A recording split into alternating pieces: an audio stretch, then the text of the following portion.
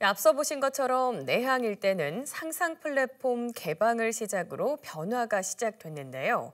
그 변화의 핵심은 18부두 재개발입니다. 여러 차례 사업이 추진됐지만 자초하면서 10여 년간 시민에게 공개된 건 주차장이 전부였습니다. 이런 18부두 재개발 사업이 전환점을 맞았습니다. 인천시와 인천도시공사, 인천항만공사가 참여하는 컨소시엄이 우선 협상 대상자로 선정되면서 이 사업 추진을 위한 동력을 얻은 건데요. 하지만 인천시 지분 비율이 15%에 불과해 공공성 확보에 우려를 제기하는 목소리도 나오고 있습니다. 계속해서 김지영 기자가 보도합니다. 내항 재개발의 시작은 지난 2007년 국회 시민청원으로 시작됐습니다. 2012년에 항만 재개발 기본계획이 고시되면서 사업이 본궤도에 오를 걸로 기대를 모았습니다. 하지만 2015년부터 두 차례 진행된 민간 사업자 공모에서 모두 유찰됐습니다. 이후 인천시와 인천항만공사, LH가 공공개발에 나섰지만 역시 실패. 2011년부터 인천항만공사가 단독 시행자로 선정돼 사업을 추진해왔습니다. 그 사이 10여 년간 시민에게 공개된 건 주차장 일부가 전부였습니다. 민선 8기 인천시는 핵심 공약인 제물포 르네상스 프로젝트의 18부두 재개발을 반영하면서 다시 시동을 걸었습니다. 제물포 르네상스 프로젝트나 그리고 글로벌 탑10 시티 프로젝트는 바로 모두가 해양과 항만을 기반으로 한 우리가 그는 훌륭한 인프라를 바탕으로 하고 있습니다. 이 소중한 자산을 어떻게 가장 효율적으로 활용해서 미래의 성장 동력으로 만들 것인가. 인천시가 지난해 9월 사업 참여 의사를 밝히면서 18부두 재개발에 탄력이 붙고 있습니다.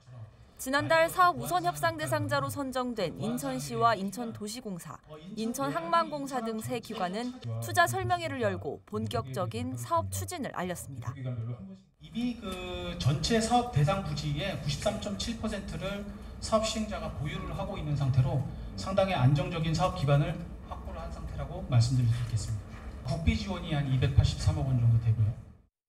재개발 부지 면적은 총 42만 9천 제곱미터로 축구장 60개를 합친 규모입니다. 사업비는 총 5,906억 원이 투입됩니다. 전체 부지의 49.8%는 민간에 매각됩니다. 부두 양쪽 끝에는 주상복합단지가 들어서고 관광용지와 문화복합시설이 조성될 예정입니다. 남은 50.2% 공공용지엔 수변공원과 광장, 산책로 등으로 꾸며집니다. 하지만 우려의 목소리도 적지 않습니다. 내항 재개발 사업을 위한 컨소시엄 설립 당시 지분 비율은 인천항만공사 70%, 인천시와 인천도시공사는 각각 15%를 보유하고 있습니다. 이를 두고 일부 시민사회와 항만업계에선 공공성 확보를 위해선 인천시 지분율을 높여야 한다는 지적이 나오는 상황. 항만 부지를 민간에 매각할 경우 부두 활용에 영향을 줄 수 있다는 우려도 제기됩니다. 민간한테 부두의 일부를 매각을 하게 되면은 그쪽에 활용에 문제가 생겨요. 인천시가 50 이런 식으로 지분율이 좀 변경돼서 의사결정 구조가 우선은 좀 균등하게 이루어져서 충분히 지역사회의 의견이 반영되는 그런 구조였습니다.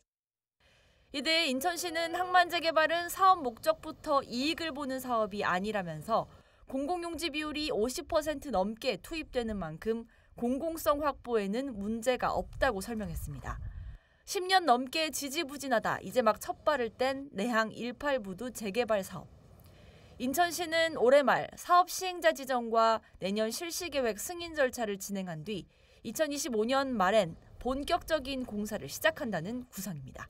BTV 뉴스 김지영입니다.